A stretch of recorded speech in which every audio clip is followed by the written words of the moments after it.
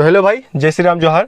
अगर अभी के समय में किसी यंगस्टर को बोला जाए कि आपको एक एसयूवी खरीदनी है तो सबसे पहला जो उसका प्रेफरेंस होगा वो थार की तरफ होगा, और थोड़ा अगर बजट उसका ज़्यादा है तो वो स्कॉर्पियो की तरफ जा सकता है, और थोड़ा कोई ज़्यादा रिच है तो वो फॉर्च्यूनर की तरफ जा सकता है। बट अभी से 32 साल पहले अगर किसी यंगस्टर को ये बात बोला जाता तो वो ज़्यादा चांसेस था, 80 to 90% ये था कि वो सियरा की तरफ जा सकता था। टाटा सियरा एक गाड़ी थी उस समय, एक इमोशन था, एक पहचान थी, बोल सकते थे कि हर एक यंगस्टर्स की ड्रीम थी उस गाड़ी को खरीदना। तो टाटा सियरा क्या है, क्या थी, कब लॉन्च हुई थी, कैसी मार्केट में उसका परफॉर्मेंस था, क्यों बंद हो गई, हमें क्यों नहीं पता उस गाड़ी के बारे में। बहुत सारे लोग होंगे जिनको इस गाड़ी के बारे में पता नहीं होगा, तो उसके बारे में हम लोग डिस्कस करेंगे। कब लॉन्च हुई थी, क्या क्या फीचर्स मिलते थे उस समय, यंगस्टर के बीच में क्या क्रेज था, क्यों वो गाड़ी फेल हुई, अब क्या आने वाला है टाटा सियरा को लेकर, उसके बारे में बात करेंगे। फ्यूचर में कब लॉन्च होने वाली है, कितने में आएगी, उस समय क्या प्रॉब्लम था, अब क्या उसका बेनिफिट मिल सकता है, तो सब चीज़ के बारे में हम लोग वीडियो में डिस्कस करेंगे।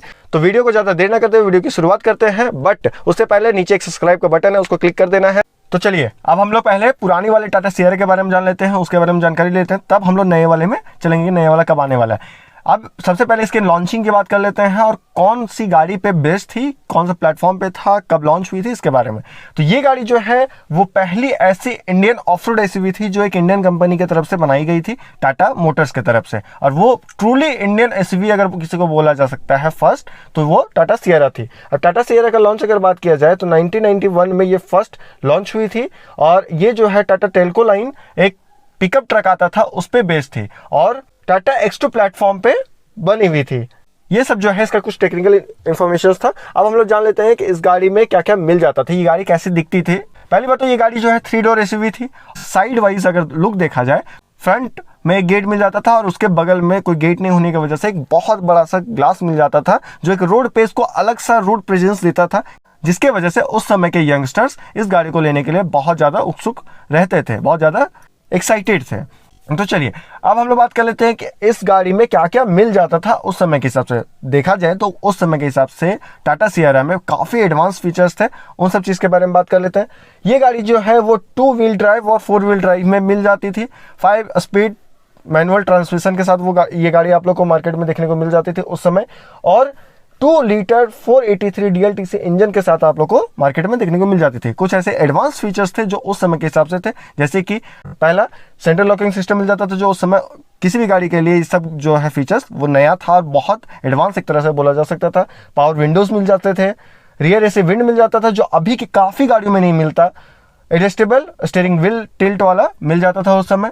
और एक बहुत बड़ी बात, ये जो गाड़ी है वो लुक वाइज, फंक्शन वाइज बहुत ज़्यादा अच्छी थी। तो ये गाड़ी ज़्यादा दिन नहीं चली, उसके बारे में अब हम लोग बात कर लेते हैं। क्यों इतना दिन नहीं चली, क्या इसमें प्रॉब्लम था, क्या इसका फेलियर का रीज़न रहा। सबसे पहले रीज़न तो था इसका जो है वो मार्केट वाइज प्रैक्टिकलिटी।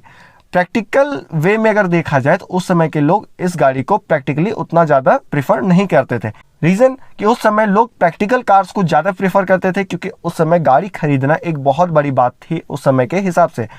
उस समय इंडियन मार्केट में अगर कोई बंदा गाड़ी खरीदता था तो वो उस किसी भी गाड़ी को काफ़ी प्रेफरेंस दिया जाता था। तो 3 डोर वर्जन को उस समय लेना बहुत लोगों को एक वैल्यू फॉर मनी नहीं लगता था। दूसरा इसका रीज़न था इसका प्राइसिंग। इसका प्राइसिंग जो है कहीं ना कहीं इसके फेलियर में बहुत बड़ा रोल प्ले करता है। अब रीज़न, उस समय ये गाड़ी 5 लाख के प्राइस रेंज में आ जाती थी। अब 5 लाख उस समय का अभी का अगर इन्फ्लेशन कैलकुलेटर के हिसाब से देखा जाए या अभी के कंपेरिजन में देखा जाए तो 45 से 50 लाख रुपए आते हैं। अभी भी आपको अगर 45 से 50 लाख रुपए आपको थार के लिए देना पड़े तो कहीं ना कहीं बहुत सारे, क्या मेजॉरिटी ऑफ लोग हैं वो थार को प्रेफर नहीं करेंगे, एक 3 डोर वर्जन कार को प्रेफर नहीं करेंगे।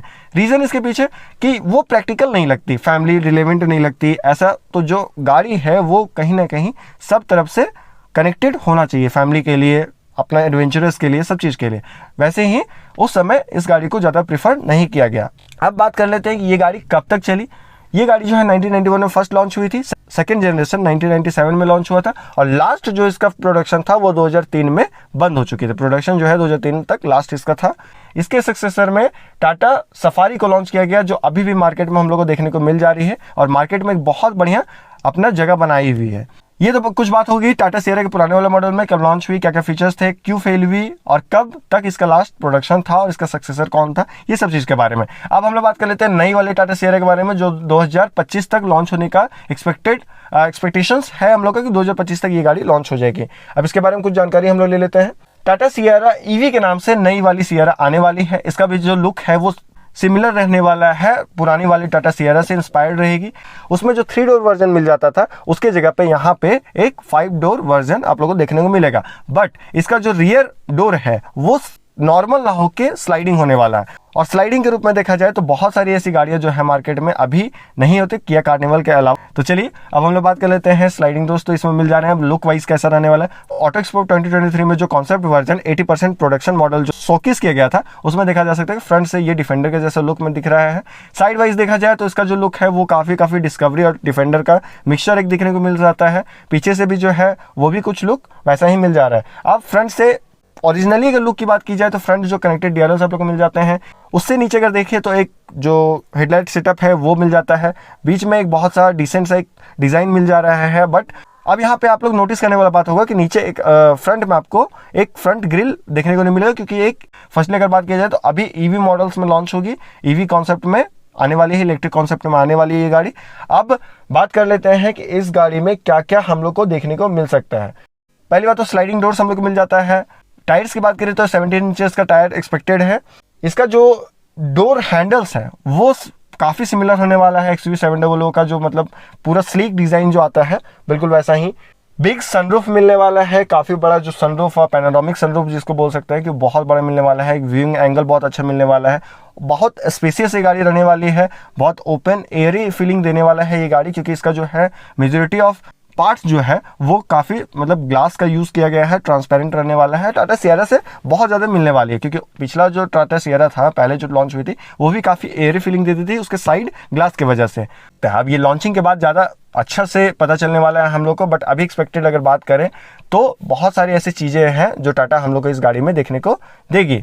अब हम लोग इस गाड़ी को टेस्ला के जगह पे रिप्लेसमेंट देख सकते हैं, क्योंकि टेस्ला जो है वो एक प्रीमियम सेगमेंट में आ जाती है, बट टाटा जो है उन्हीं गाड़ियों को अपना एक बजट कार्स के रूप में दिखा रही है।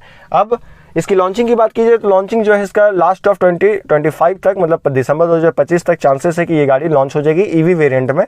और प्राइसिंग की बात की जाए तो 25 लाख का जो प्राइस रेंज है उसके आसपास ये गाड़ी हम लोग को मार्केट में देखने को मिल जाएगी। अब इसकी रेंज की बात की जाए तो लगभग 450 से 500 तक का रेंज इस गाड़ी में हम लोग को देखने को मिल जाएगा। एक एसयूवी रहने वाली है, ऑफ रोड रहने वाली है, तो कैपेबिलिटी भी बहुत ज़्यादा रहने वाला है, पावर भी अच्छा रहने वाला है।